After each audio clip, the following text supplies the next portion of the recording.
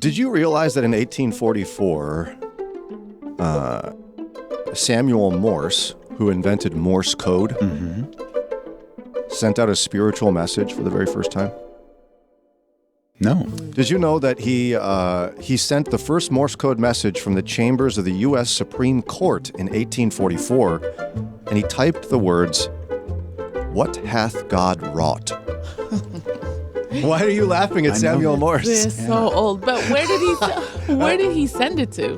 Yeah, they didn't say. Like, he just sent it out. I mean, if he invented it and he sent out the first Morse code message, I don't think anybody got it. Right? I mean... Yeah, you have to have a receiving end. If you just... That would be kind of silly. And he used a word we had to bring back. What happened to the good old word wrought? W-R-O-G-H-T. Try using that today at work. Anyone listening, if you do so, I'll be proud of you. I have nothing to give you. I'll be proud of you. Just let me know you did it. What hath God wrought? Look at this Excel sheet that I have wrought. Oh, yeah. That you what? You brought? No, I wrought. Okay, so, but after he typed those words, missionaries, I don't know if you know this, hailed it widely as the key to global evangelism. What? Morse code, yeah. Wow. In 1847, Congregationalist missionary Cyrus Hamlin even presented the Morse code technology to Abdulmecid I, Sultan of the Ottoman Empire, as a reason he should convert to Christianity. Yeah, right. Wow. It's like, okay, I know the whole theology's held you back, Sultan. Yeah. Check this out. What? What hath God wrought? Yeah. I don't think it convinced him.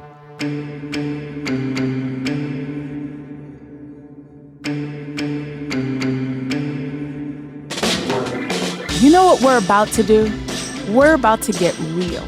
We're about to have conversations that Christians have behind closed doors.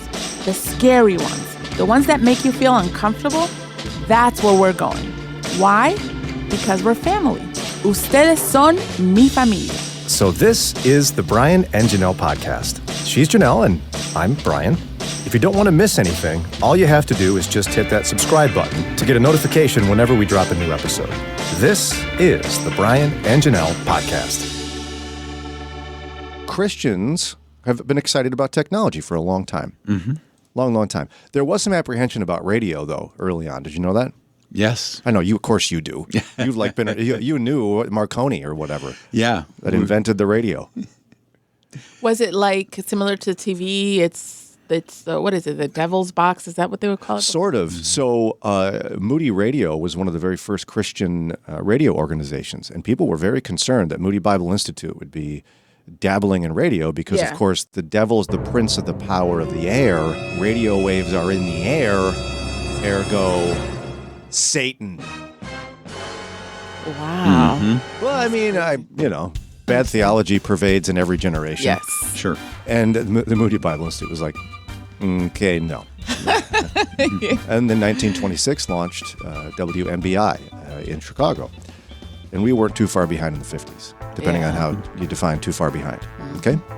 So with all that in mind, technology as well has been advancing big time. The day that Apple first opened its store, a year and a half after the release of the iPhone in 2007, Life.Church in Edmond, Oklahoma launched a free Bible app called YouVersion. Did you know that? Mm-hmm. The very first day of the App Store. That's cool. YouVersion Bible app released. And the software was downloaded 83,000 times in 3 days on the App Store.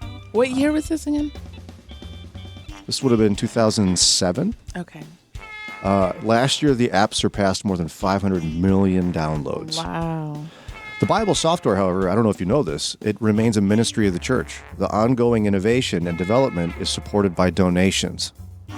Like YouVersion's not making money on downloads or whatever. They're supporting the whole thing on donations. Mm-hmm.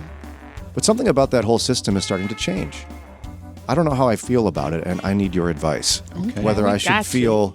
I kind of felt like I needed a little bit of a shower after I read something. Wow, is that bad? I'm melodramatic. Yeah, right. Come on. So I'll tell you what's going on, the latest trend here in Christians and technology in just a minute. If you've been a faithful listener to this podcast, we're just super grateful for you. can't thank you enough for taking time out of your busy schedule to join us in our journey to follow Jesus a little more closely every day. But I got to remind you about something. We're listener supported. We're a ministry of Moody Radio in Cleveland, and it's donations from people who listen to us, just like you, that allow us to keep making episodes. Would you consider a donation to this ministry? A gift of any amount will make a huge difference. If you want to donate, we'd be so grateful. Just go to moodyradio.org/Cleveland. Again, moodyradio.org/Cleveland. Thanks.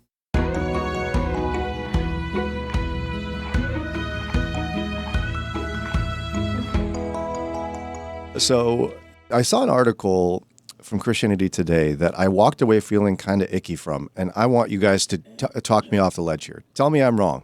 Okay. I want to be wrong that this feels weird to me. We love that kind of job. We'll do that. You're wrong, Brian. That's right. Thank you. Thank you. I got a lot of problems, so I mean, it would not surprise me. Right.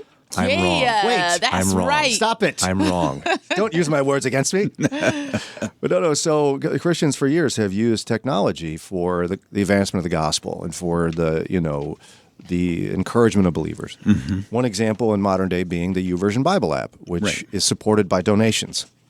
So nobody's like swimming like Scrooge McDuck in a giant vat of money because people are downloading the Bible. Yeah. I feel good about that. Yeah, I like that. So in 2021, though, according to Christianity Today, venture capitalists poured more than $175 million into a handful of software companies developing spirituality tools for smartphones, betting big that tech startups can find a way to make a profit off of prayer, daily devotion, scripture meditation, and Bible reading.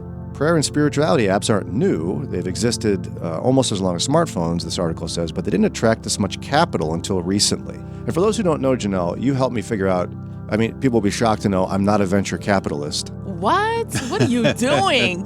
Man. For those who are not in that world of business, what is that again, a venture capitalist? So there are people or companies who invest in new business ventures, and they provide capital either for startup businesses that show a lot of promise or expansion. And promise in making them a profit. Yeah. Oh, yeah. Basically, yeah. So they're like, you go to them and you go, I'd like a lot of money to start this company because right. I promise if you do that, you'll make money on the deal. We should start a business and look for venture capitalists. Well, we already failed based on that pitch. Right. Yeah. It's basically the Shark Tank people. Yeah, You know, there if you go. want to think of it that way. Yeah. 10 years ago, the amount of venture funding invested in religious apps was negligible, coming in at less than $100,000. Basically nothing when it comes to investments. Yeah, right. By 2016, the number had climbed to $6 million, and by 2019, tech investors put about $1.30 out of every $10,000 they invested in startups into religious apps. Last year, as tech startup funding grew to a record $600 billion, investors put nearly $3 out of every $10,000 toward religious apps. Wow. Why are you smiling like that, Ron? You could say, wow, that's a dramatic increase, over 100% increase, but it's still like, okay, we went from 1 penny to 2 pennies. Right. It's really, a pittance of what they're investing. In terms of the overall investments from venture capitalists, absolutely. However, $175 million invested in apps for people to pray and read the Bible and such, and do devotions. That was the dollar amount in 2021. So that sounds a little bit more impactful than the $3 out of 10,000, So their overall investment must be in the billions. Yeah. Isn't that wild? Wow. Yeah. The two big winners of these investments, like the biggest recipients, are Hallow and Glorify. Hallow is a Catholic app that's partnered with about 250 parishes across the country, but targets people who stopped going to church. They received about $50 million. Wow. Glorify is an app that promises to help users develop a daily worship habit. It's like, we're going to help you worship every day. They were able to raise $40 million in investments. Wow. To think that if you went through the App Store now, you could probably find 30, 50 apps that would follow that same description. Right, yeah, but I mean, likely their user experience isn't that great. Right. So Ed Beekle, one of the co-founders of Glorify, he said, it's just a ridiculously exciting time. I feel like I'm constantly pinching myself. Well, yeah, you got tens of millions of dollars to invest in your crazy. app. Part of the rush of funding, maybe due to COVID, they write, the pandemic drew attention to how much regular religious practice could be moved online. But investors clearly believe religion apps will continue to be popular long after the pandemic. They also interviewed Connie Chang. She's an investor at a venture capitalist firm in Silicon Valley. She said, one thing that I've always thought deeply about is, how do I find investments that are tied to what people deem to be a core part of their identity? Ugh. Oh, wow. She said, when you look at these communities, that's us, by the way, that people strongly identify with, that's where they spend most of their time. That's where you get long-term retention. Wow. Which means long-term, she didn't say this, but profit. Yeah, that's right. And then finally, when you hear from, again, this Mr. Beekle from Glorify, he said, I've come at it from a lot of different angles, and one is very much an emotional level and my own beliefs around faith. Then there's the other one. It's the most incredible commercial opportunity. The app is free to download, so here's how their profit scheme is going to work. Okay. It's a subscription. Like, you can use it, you can download it for free and use the basic version for free, Okay. which is probably like totally worthless. Like And then most of those. you think a bunch of commercials? Like No, the other what they're apps? going to do is you can pay $7 a month for Hallow, and then Glorify will be about $7 per month. Okay. But if you calculate that, the company would gross about $4.2 million, even if 2% of the downloads pay for 12 months. Wow. They grossed $4.2 million. All right, Brian, calm down. Just stop it. The people are going to worship God. That's good. I feel icky. Should I tell me to stop it? No, the only thing I see, number one, I'm wondering for those who don't download it, if it's going to be flooded with, because that's what happens. Like, let's say YouTube Music or YouTube. If you don't have the paid version, then you got to sit and watch a bunch of commercials, which, like, for the Bible app, you don't. So I'm wondering if that's going to change the experience for those who don't get the subscription. Well, the Bible app, as far as I know, will not change at all because it's still going to be donor-based. That's how But they for run these it. other Christian ones, is it going to change? Because that's a totally different experience now. If I don't get the There'll be subscription, subscriptions. now I'm flooded with commercials. That's my understanding, is that they'll likely make it so because they want to funnel people Yeah. into that because Yeah. they have venture capitalists who are looking for a return Exactly. on their investment. They need to make money to pay them back. The only thing that I can think of is not so much the funding's bad, but whenever money's involved, the potential now of corruption. You know, so it's not so much the money just itself. It's just whenever there's money and profit, it's just the potential of that. Help me, Ron. You're going to calm me down. I hate to say it, but I think they're going to lose their shirts. Because The investors? Yeah. Because I don't know how many people use the apps as your daily devotion, your time with the word. Yeah, or your means to worship every day. Yeah, right. Yeah. Right. Get out the app. It's time to worship. Yeah. Not even New Version and Bible app, which are like huge. Yeah. I mean, we use it, but Right. I could see it being something people would dabble a little bit and fall away. What's one of the biggest problems people say in their walk with the Lord is they're having that steady, consistent time of reading the word and prayer. yeah. That it's so easy for that to slip away. You get busy, you want to get an early start on work, whatever. So this would just be another example of something that would go by the wayside, and their 40 million would be spent and gone. And yet, could they find people that will subscribe to it? Sure. Like, you're right. I don't think it'll catch on per se. Right. Okay. But okay, so at the same time, like if there's a Christian author and they write a book and it's successful, I think it's appropriate that they make a profit on Yes. Yeah. it. If I think pastors should be paid well for what they do. They should be paid a competitive salary so they can have healthy family lives and support their families. So I don't like when they've got like giant mansions with indoor pools and such. I think that's Right. inappropriate to make that kind of profit off of the gospel of Jesus Christ. But I think the scripture is clear about, you don't want to muzzle an ox while it's threshing. Like Yeah. it's okay to make a profit. Paul talked about that very specifically. I think people working in ministry, like, I don't know, radio should not have to be destitute. Okay. Right. Amen. But Right. But the idea of seeking out tens of millions of dollars from venture capitalists who expect you to turn a profit and to make like a big profit from a for-profit company off of people worshiping Jesus. It feels icky to me. What's so different about compared to the examples you brought up? That's a really important question. By the way, side note, D.L. Moody, when I read a book it's called A Passion for Souls by Lyle Dorsett, about Moody's life, when he established the Institute, paid people above average for their positions. Oh, wow. Of the average going salary in the secular world. He wanted the top-notch people to be compensated well for what they do, and I feel really good about that. But here's where I'm coming from on this. Okay, a pastor should be compensated well for what they do so they're not destitute. Yeah. But I think when you talk about venture capitalists being sought out by app developers who are believers to pour tens of millions of dollars into apps that are designed to help us in our spiritual life, the primary goal is going to be returning the profit. Yeah. When profit's the goal, you have a lot of room for issues to come up. Yeah. Like if someone's struggling to get a profit, they might start cutting corners or doing things inappropriate. It's my understanding these have to be for-profit companies, right? So what my other discomfort is someone getting fabulously wealthy out of helping people worship. Yeah, we've seen that with feels books, though. gross. We have seen that with Christian books, though. Yeah, but even pastors. I'm just saying we've seen it with books. But if you look at, for example, one of the bigger Christian examples of this, Purpose-Driven Life, right? Yeah. That really didn't do well the first year or two. And it ultimately did super well.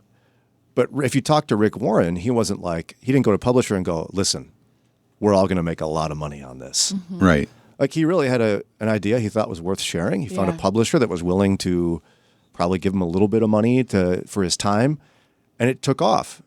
I don't have all the details in place, but he's known to be a reverse tither, where he's keeping 10% and giving away 90%, and still doing real well, keep in mind. Yeah.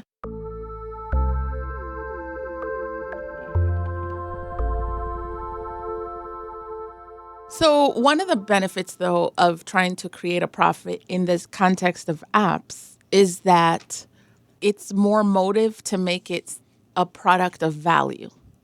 Better quality? Yeah. Right. Yeah, So that I see that. people actually want to use it. That's a good thing.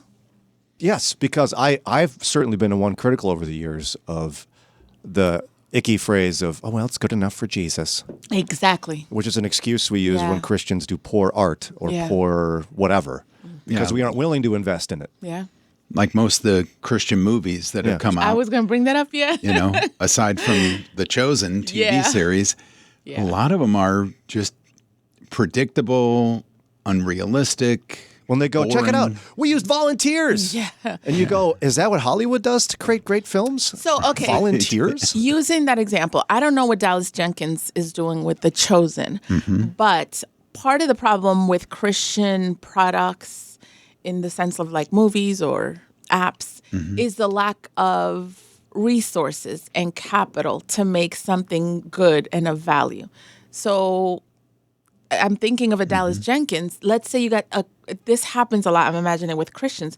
If you got gifts for this kind of thing and you got a great idea, you don't have the backing of Hollywood. So to get capitalists to invest in Christian ventures like this, you can end up with things of good quality like The Chosen.